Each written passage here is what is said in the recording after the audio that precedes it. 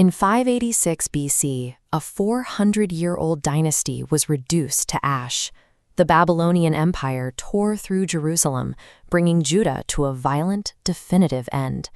This collapse was triggered from the inside.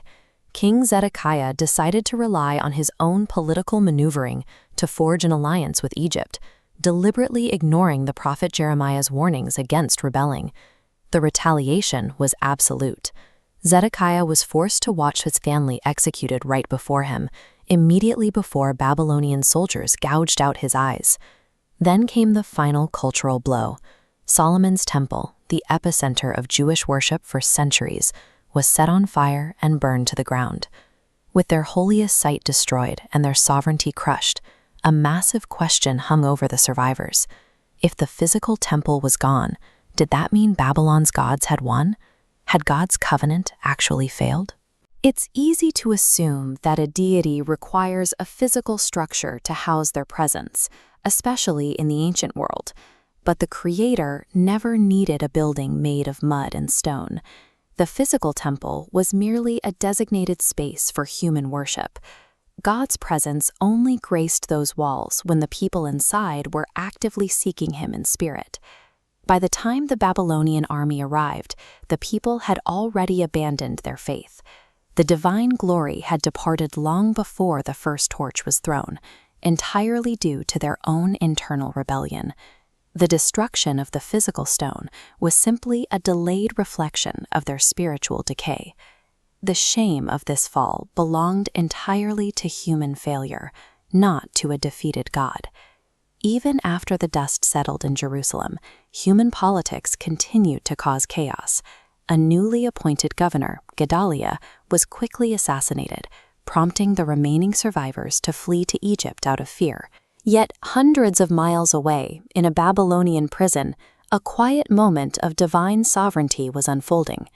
The king of Babylon ordered the release of a previously captured Jewish prisoner, King Jehoiakim. Jehoiakim's freedom carried immense weight because of his bloodline. He was a direct descendant of David's royal house. That single thread of survival meant the royal bloodline remained intact. Generation by generation, that specific lineage would continue unbroken, paving the exact path required for the eventual birth of Jesus. The physical nation had completely died, but God's eternal covenant was perfectly preserved in the shadows. Fast forward 2,534 years, and the Jewish identity stands alone in world history. Not only have the people survived, but they speak Hebrew, a language that was functionally dead for 2 millennia before being entirely resurrected for daily use. Look back at Judah's collapse. First, the temple was destroyed. Second, the people scattered. Third, the Nation died. Today, this exact sequence is repeating in the opposite direction. History is running backward to restore the people. The first stage of this reversal was the resurrection of the nation itself.